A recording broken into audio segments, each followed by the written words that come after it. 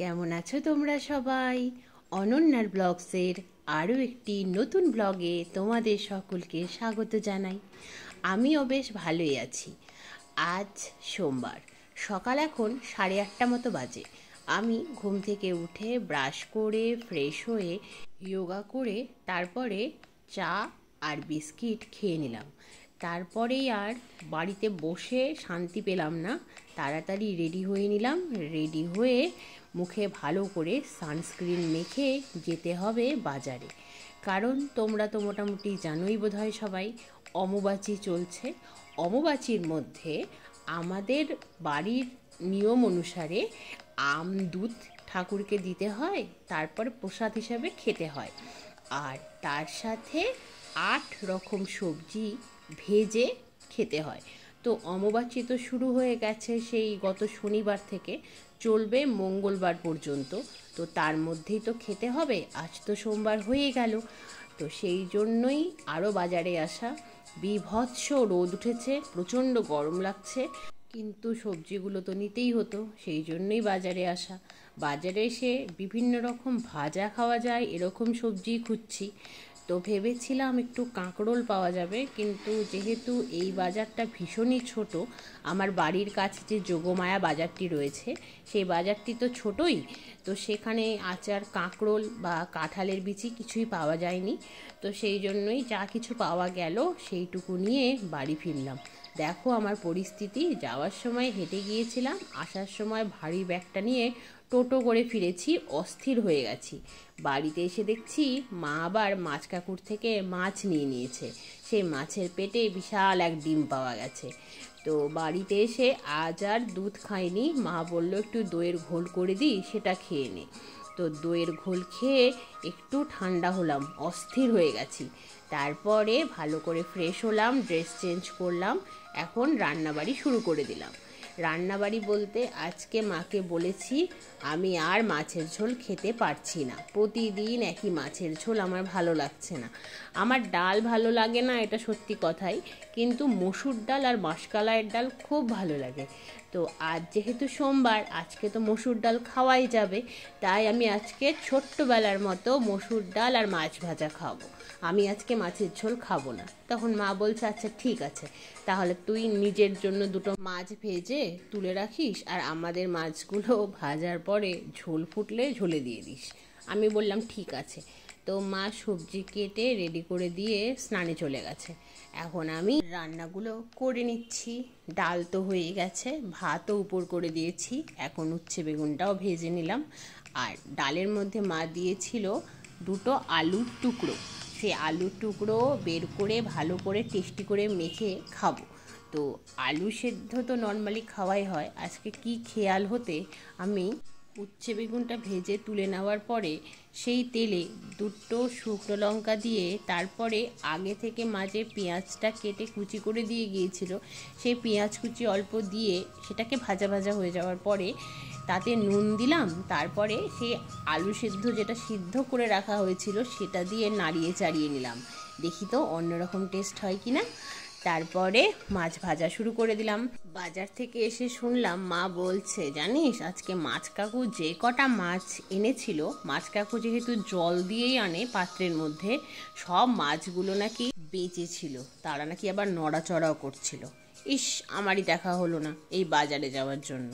আর প্রতিদিন প্রায় আলুর সাথে পেঁয়াজ তেলের মধ্যে দিয়ে মাছের ঝোল খাচ্ছি, তাই ভাবলাম আজকে একটু পাতলা করে মাছের ঝোল বানানো যাক।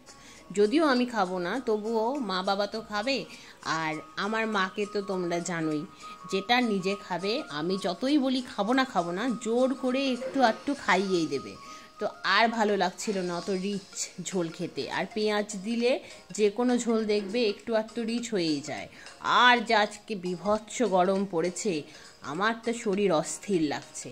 আর বলো না, 2 দিন হলো রান্নাঘরের এক্সস্টার ফ্যানটা ঘুরছে না, জানি না কি হলো, অনেক চেষ্টা চরিত্র করেছি কিন্তু ঘোরাতে পারিনি।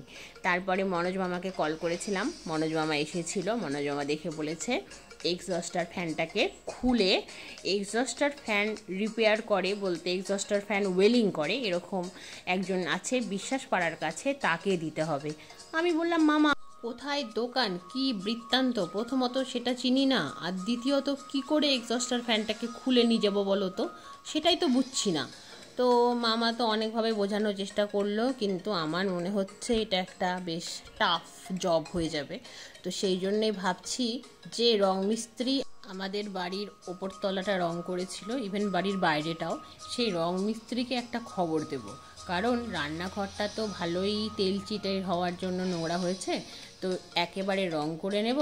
তারপরে এক্সস্টার ফ্যানটাকে খুলে একেবারে পার্মানেন্ট সলিউশন হিসেবে একটা চিমনি নিয়ে নেব, সেটাই বোধহয় ভালো হবে। দেখো রান্না কমপ্লিট। আয় আয় আয় আয় আয় আয় আয় আয় আয় আয় আয় মা আয় আয় আয় মা আয়।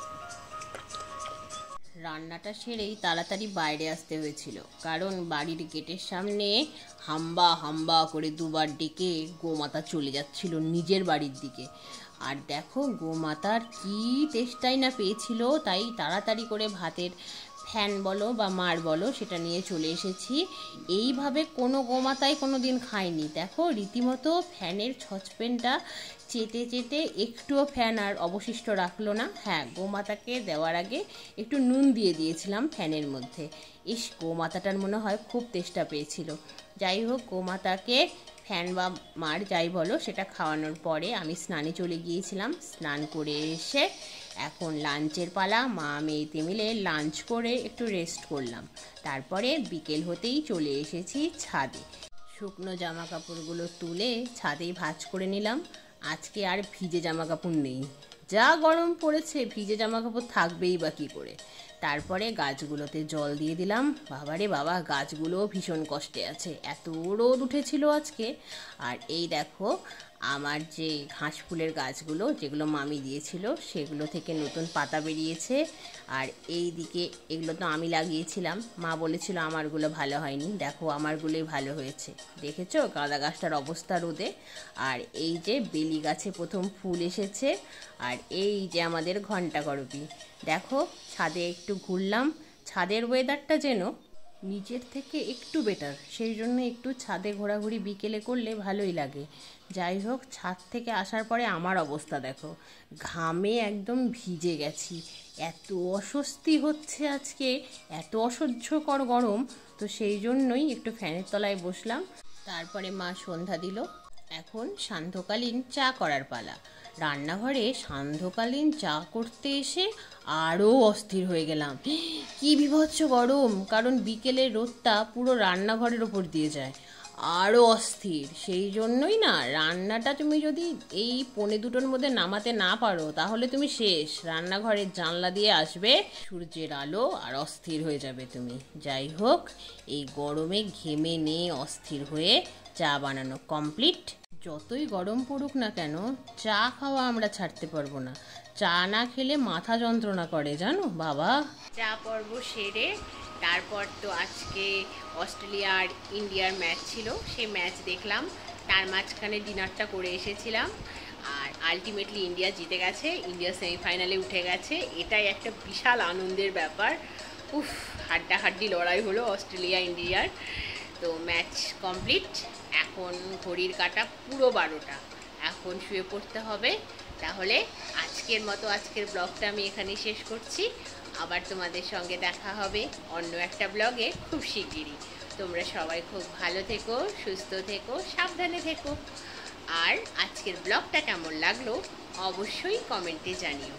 ভালো লাগলে একটা লাইক করে দিও, আর অনন্যার ব্লগস চ্যানেলটাকে সাবস্ক্রাইব করে দিও। তাহলে আজকের মতো এই পর্যন্তই।